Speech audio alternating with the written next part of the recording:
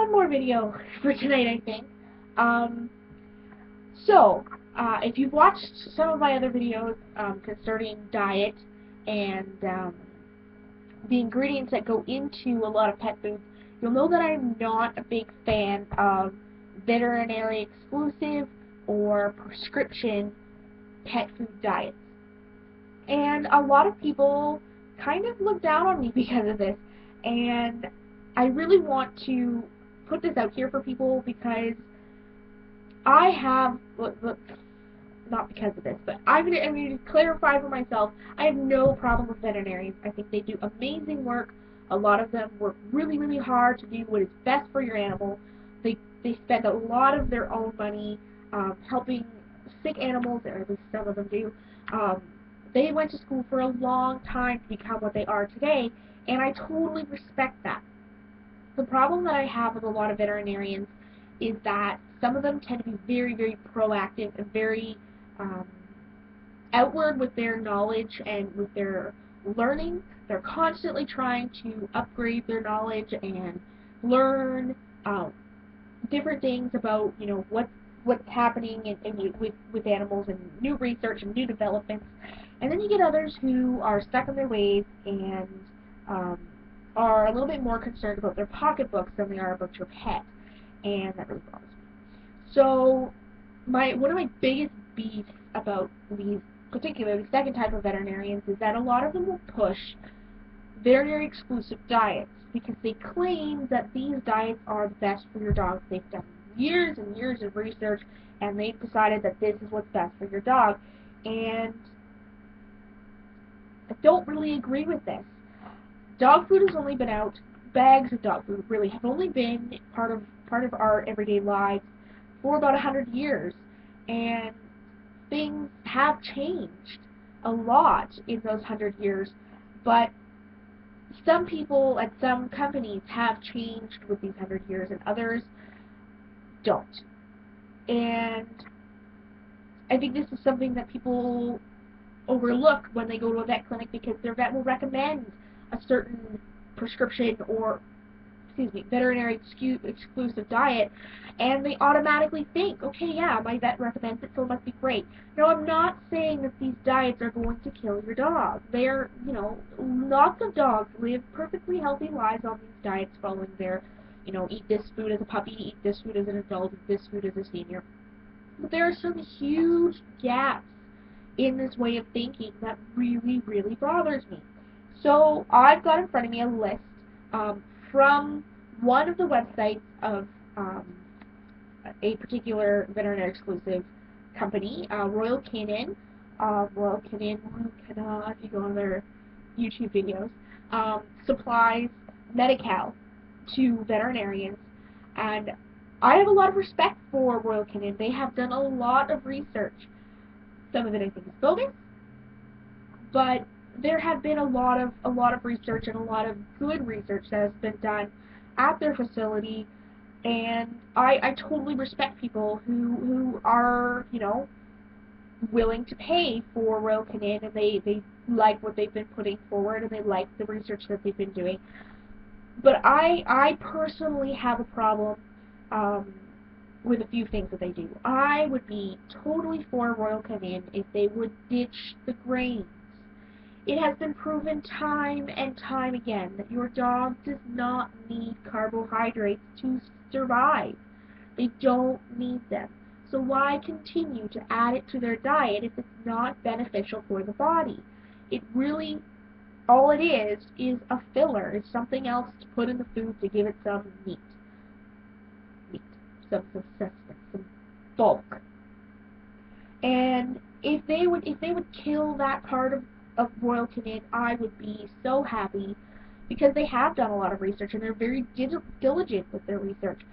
But the problem that I have is that they continue to add grains to their food and claim that it's not doing any bad to the body, but really it's not.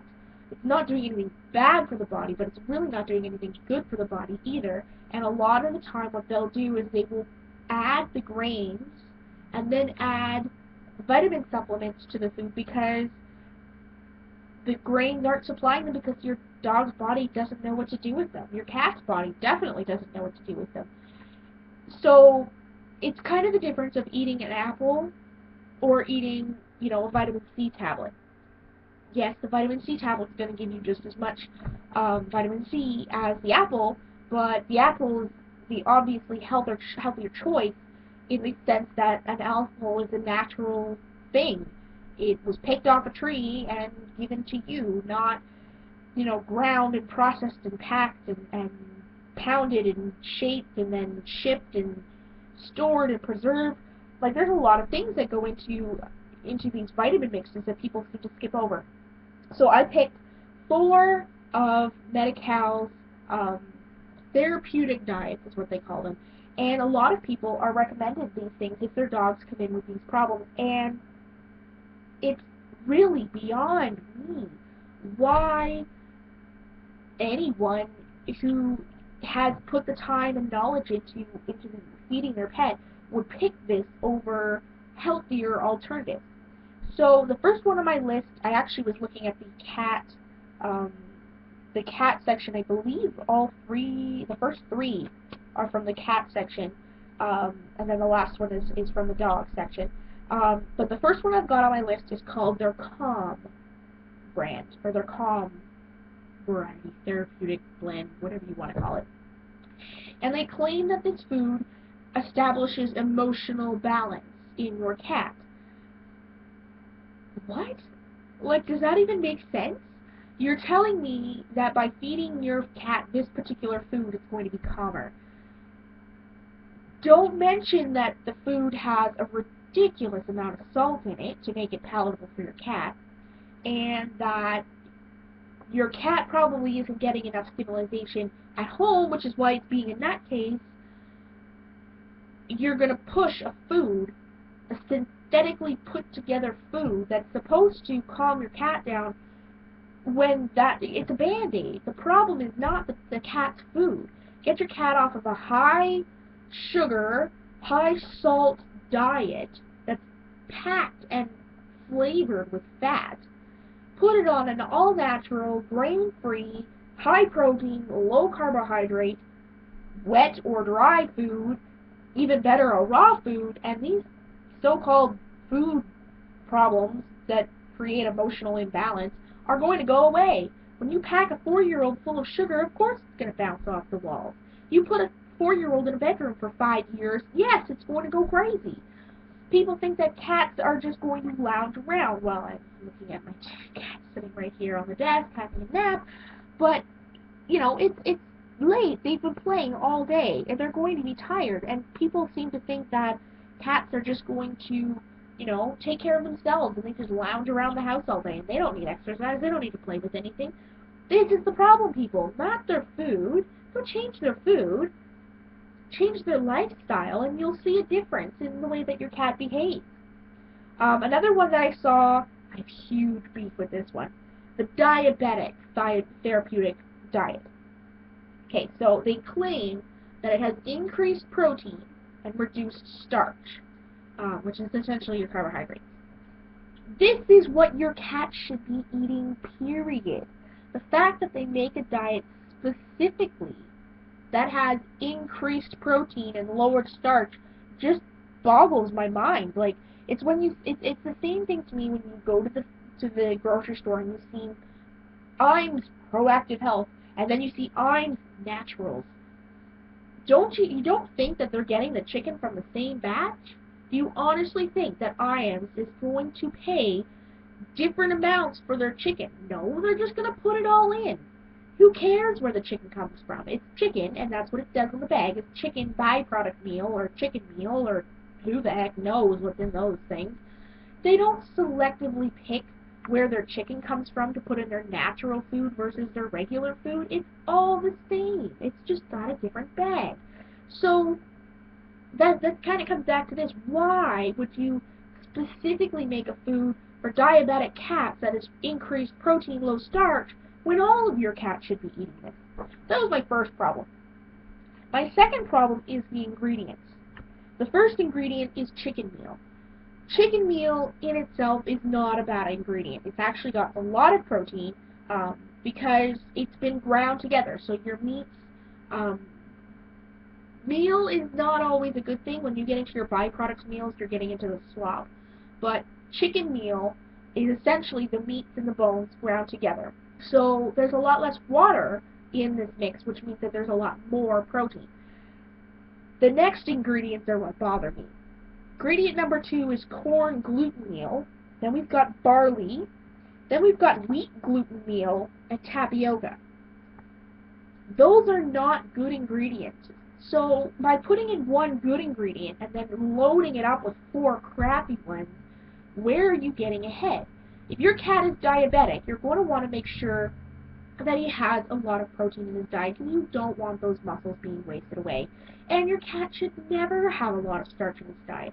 I suggest that if your cat is diabetic, you don't put it on a prescription diabetic diet. You go to the store and you buy a high quality, grain-free, canned food, and you will see a difference. Get rid of all this other crappy stuff. Get rid of all these grains, which are starch, and you won't have these this diabetic issue is going to be easier for you to maintain in your cat because you're providing for the body properly, not with dry. Diabetic and dry don't go together. Corn-filled food. Like, this just doesn't make sense. The third one that I've got on my list is their kidney liver diet. So they're for cats who suffer from chronic liver disease and chronic kidney failure or kidney disease, which is a low-protein, low-phosphorus diet. Now, if your cat is going into renal failure or is having problems with his liver, the very first thing that you need to make sure is your cat is eating. If your cat is not eating, you are going to have serious problems. Number 2, if your cat has issues with his liver, I don't suggest that you feed your cat a diet consistent of dry kibble. Your cat's kidneys are already not doing well. Having the body freak out because there's not enough water in the body is just not a road you should walk. So, the protein part, I'm a bit on the fence. Your cat's body is designed to digest protein, and by removing that protein, you're going to cause other problems. Do I think that your cat should be on a 50% protein diet? Maybe not. But something a little bit more moderate in the low 30s, maybe really high 20s, is fine. You shouldn't completely scrap the proteins from your cat's diet. Your cat is a carnivore. And no, meat is not 100% protein, but it is very, very protein-based calories. And if you remove that from your cat's digestive system, it's not going to magically decide that it can digest corn and wheat. This diet has so little protein in it, it scares me. The first 3 ingredients, we've got rice flour, corn, chicken fat comes in weight-wise before chicken meal. That is a scary thing to think about. Picture that for a second, that there is more fat in the diet before there's chicken meal. Like, your cat's going into renal failure and you're going to fill it with fat. Like, this just does not make sense. After chicken fat, you have chicken meal, and then you have our favorite chicken gluten meal or corn gluten meal. These are just not quality ingredients. And if your cat is sick, you don't want to be feeding it crap ingredients. You want to feed it a species-appropriate, high-quality food, not something that's filled with synthetics. Like, this just makes sense. Your cat's liver and kidneys are shot. So you're going to put synthetic things that your kidneys and liver have to work harder to digest. Like, where's the sense in this? The last one is something that I have personal experience with, and that is their urinary ESO formula. Now, my Bichon Frise, his name is Vinny, we got him, he just turned 2, actually. Unaltered, probably never, actually that's a lie, he had seen it, he had been vaccinated. Very happy-go-lucky little dog. He was being fed pretty much whatever was cheapest on the shelf. So when we got Vinny, I convinced my mom to take him off of that and put him on something that was a little higher quality. Now, at the time, I didn't own this pet store, and this pet store actually wasn't here.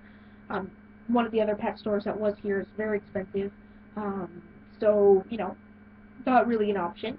So what we did was we switched him onto Walmart's higher quality brand of dog food. It's called Actran. My dogs have been eating it for probably about a year and a half by this point and loved it. I loved it.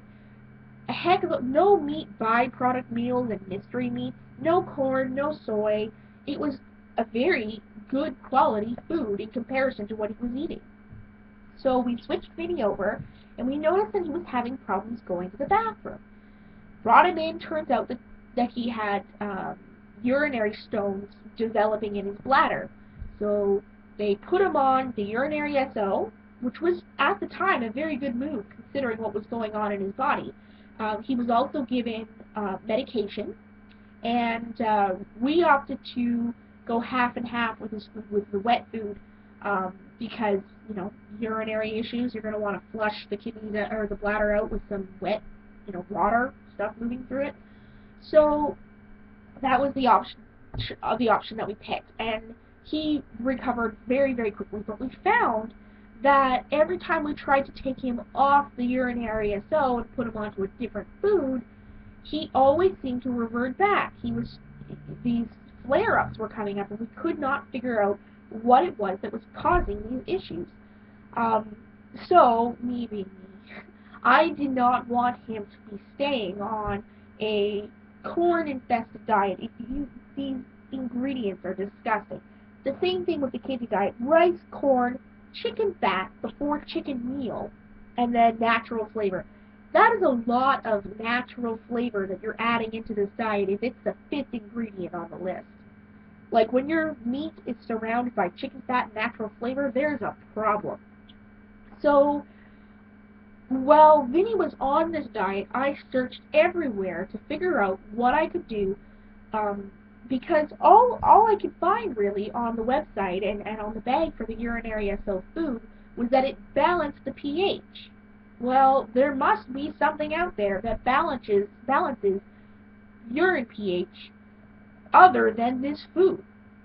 So eventually I came across a supplement for pets specifically, and I'm sure a person could eat it too. The fabulous product. It's called Cranimals. And Cranimals, I pronounce it Cranimals. My friends laugh at me because I'm thinking animals.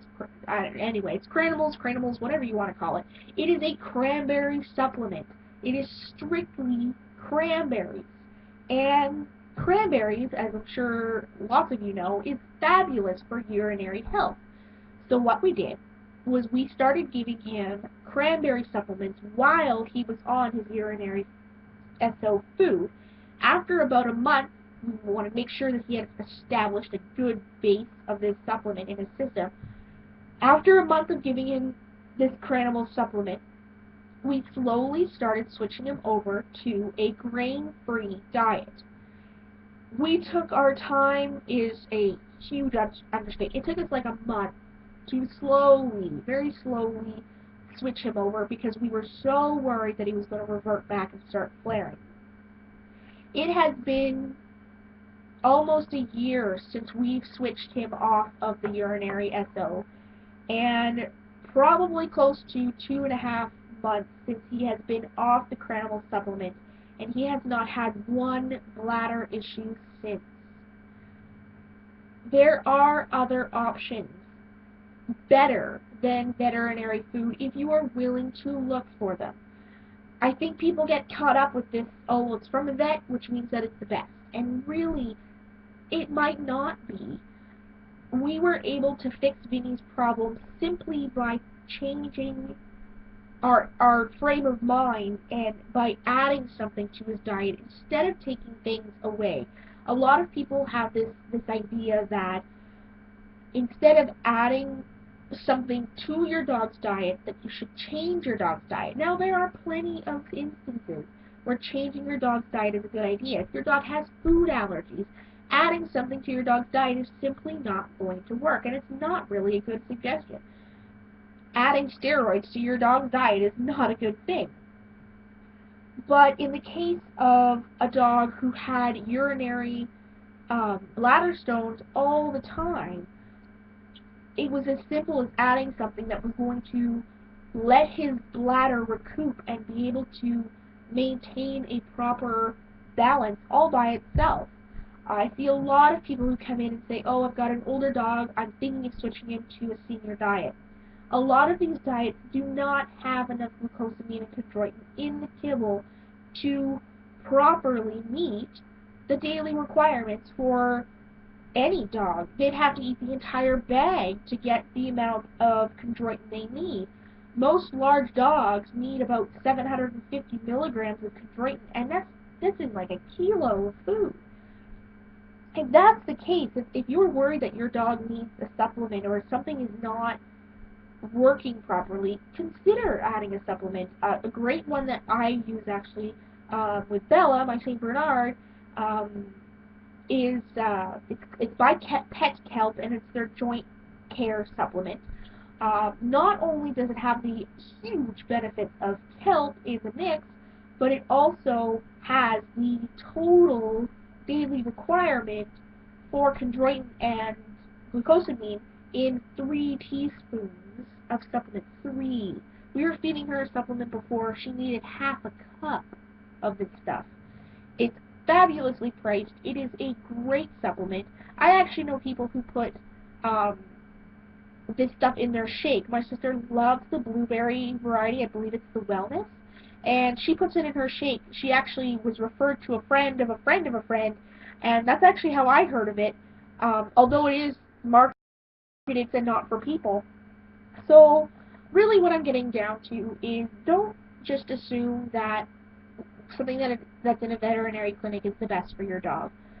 There are a lot of alternative options that are not only cheaper but better for your dog. Um, I'm I can't really say how much a bag of grain-free food is. It really depends on your area. I've seen them run anywhere between 55 and $80 in my area. Vet food is usually in the hundreds. Um, in the hundred, not like two. And if you have a large dog, that's a lot to feed. And aside from the fact that you may have a small dog, grain-free food has been shown to be better than food with grains in it. So, if you have any questions about, switching your dog over, or maybe your dog has an issue and you'd like some advice about where to go from there, I suggest you go there. I have to answer this. Have a good night.